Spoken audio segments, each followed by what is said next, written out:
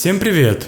За последние 1,5 года стоимость машин заметно выросла. Причем цены выросли как на иномарки, так и на отечественные автомобили. Для многих людей в нашей стране новая машина стала мечтой, которая может и вовсе не сбыться. И вот в России возникла необходимость в народном автомобиле, который бы соответствовал всем необходимым современным требованиям безопасности и имел минимальный необходимый набор опций. Кондиционер, подогрев сидений, руля. По большому счету этого достаточно неискушенному водителю. Ранее по праву звание народного автомобиля носила Лада Гранта, но только до начала прошлого года, когда стоимость базовой комплектации превысила за отметку в 500 тысяч рублей. Сейчас же базовая комплектация стоит 739 тысяч рублей. Но АвтоВАЗ все еще не убрал с прайса комплектацию Classic 22, которая не выпускается с начала года.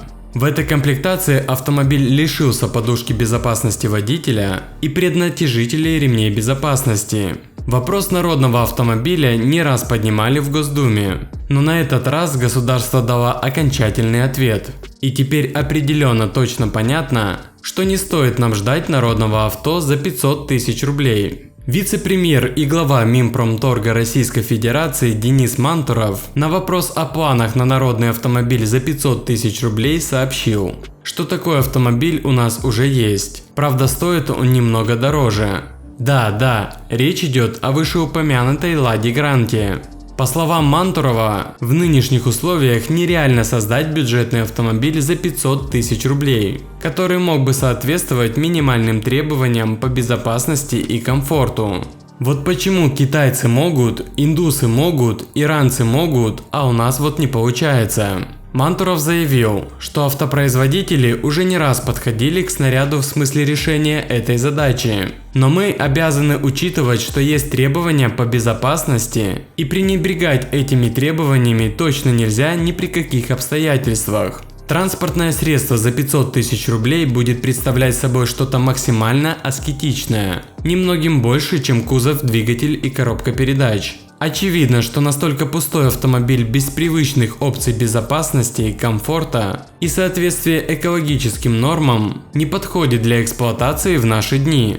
Также, по словам Мантурова, определенные категории граждан могут воспользоваться государственной поддержкой и купить автомобиль немного дешевле. Вообще, на сегодняшний день лучше всего отремонтировать свой автомобиль и ездить дальше, а не брать у дилера новую машину по заоблачной цене. Зачастую я беру автозапчасти и автоаксессуары у компании Mavica, которая работает с 2012 года.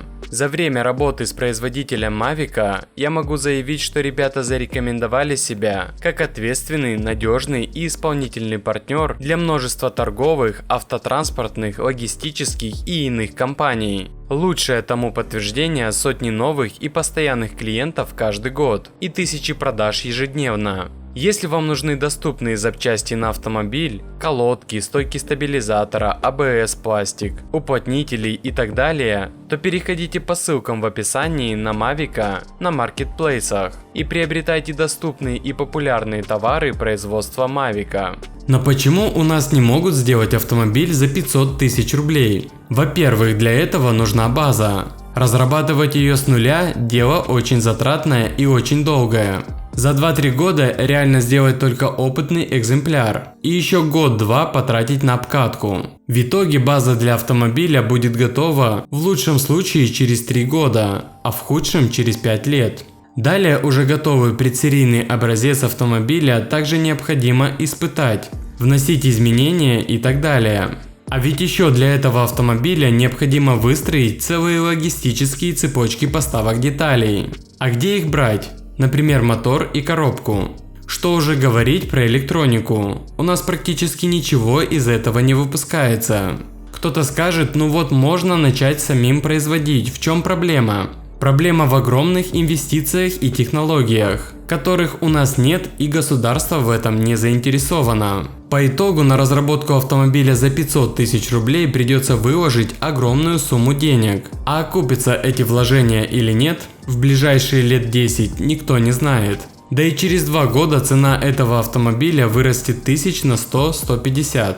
В общем, идея создания народного автомобиля на сегодня актуальна, как никогда. Но вот реализовать этот проект сегодня без государства просто нереально. Да и не будет никто у нас этим заниматься, ведь чем дешевле автомобиль, тем меньше производитель с него зарабатывает. Все это нужно было делать лет 10-20 назад. Постепенно развивать автомобильную промышленность, налаживать целые производства и так далее. Вот почему-то китайцы могут, индусы могут, иранцы могут, а у нас не получается. А как считаете вы? Почему? Пишите в комментариях.